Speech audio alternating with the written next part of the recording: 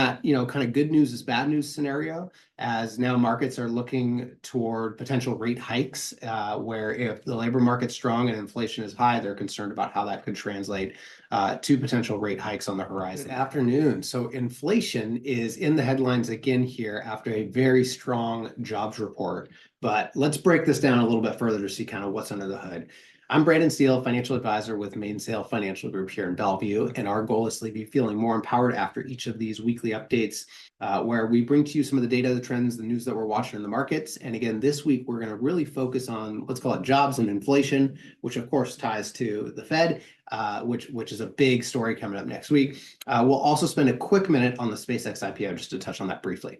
So real quick on the job side of things, we wrapped up jobs week with the unemployment rate and the employment report on Friday.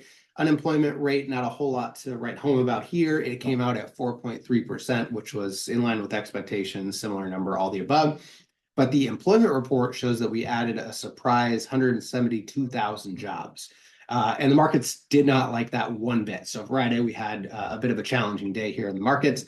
We're kind of in that, kind of good news is bad news scenario, as now markets are looking toward potential rate hikes, where if the labor market's strong and inflation is high, they're concerned about how that could translate to potential rate hikes on the horizon there. Fast forward to this week, and inflation really becomes the main driver of the story. So just yesterday on Wednesday, we had consumer price index numbers come out, CPI data. The headline number was up 0.5%, still in line with expectations. But this was a big story that came out. The media is all over it. I'll break that apart here in a minute. But again, CPI up 0.5%. The core CPI number, which of course takes out food and energy, was up 0.2%, so slightly below expectations actually there. Now, basically what I'll share is that the CPI number is driven, the headline number is driven significantly from energy prices with everything going on in Iran. So that is really what drove that. And again, that's why it was in the expectations as well. I think that it wasn't much of a surprise to see that higher number. Not to say that means it's okay, but I think in general that was expected. And so markets, I think, generally took it in stride. Fast forward to today, we also had producer price index numbers come out. The headline PPI number was up 1.1%. So that is a big jump there. We also got core PPI data. And depending on how you break this apart, there's two different numbers. So I apologize, this may be a little bit confusing and there's still a little bit of clarity to try and track down here. But basically on the Bureau of Labor Statistics data that I found, which is the source, we had core up 0.8%, but I also saw some places referencing 0.4%. I believe what's happening is the 0.8%, I believe, is excluding trade as well, whereas the 0.4 is excluding food and energy, the more typical core. It looks like maybe some are shifting what's being included and excluded in that core number, and that's what's driving the different data points. So if you see two different numbers, just be aware that's likely because of what's being included there. What I'll share is that, especially if it is 0.8, both were above expectations. On the core were 0.5%, but the headline was certainly above expectations. So far, markets seem to be shrugging this off a bit. It's interesting to see this with higher inflation and stronger jobs. Concern could be additional rate cuts, but maybe it's actually a matter of this being relatively in line with expectations that's driving that market optimism, or at least slight optimism at the open. I will touch briefly. I do have an event here today, so I'm going to keep this short today, but I do want to touch briefly as well on the SpaceX IPO before we wrap up. So today is basically the day that we get things up and running. And so I wanted to touch on that briefly as it becomes more and more of a hot topic.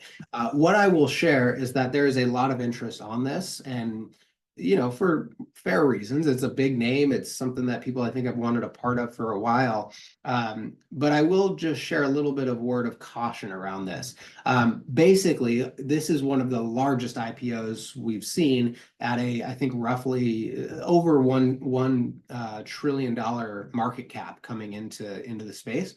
In fact, I think even a little closer to 2, if anything. But what's interesting is that because of the way that the IPO is being structured, only about 3 to 5% of that market cap is actually being raised.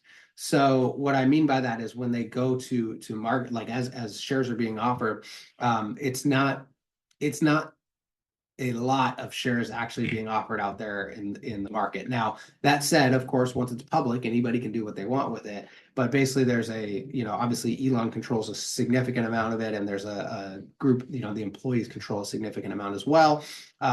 So I just wanted to point that out because this is a very abnormal IPO. And although it is gaining a lot of traction and it's oversubscribed when you look at it, that oversubscribed is because there's really not actually a lot being offered in comparison to prior larger IPOs that have been more recent. So just keep that in mind. What I'll also share is that know that typically especially a IPO of this size will often end up in some of the indexes, but even some of the indexes are actually a little concerned about how this is being handled because the float is what they call it. The market cap being raised is very small.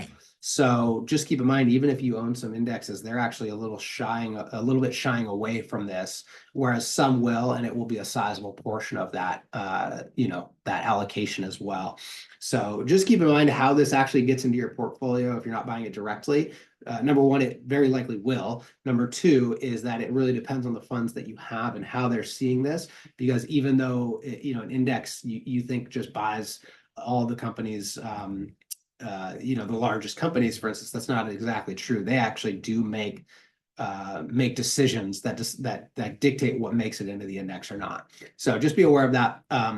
Something to keep an eye on. And again, I just wanted to really point out this idea that again, only about 3 to 5% or so of that market cap is actually being raised. So it's a very small amount, especially in comparison to more recent IPOs. So I hope that helps. Be sure to tune in next Thursday. We have a lot to cover next week because we have the first FedShare Warsh decision and press conference to follow. So we're going to be really getting into that here next Thursday.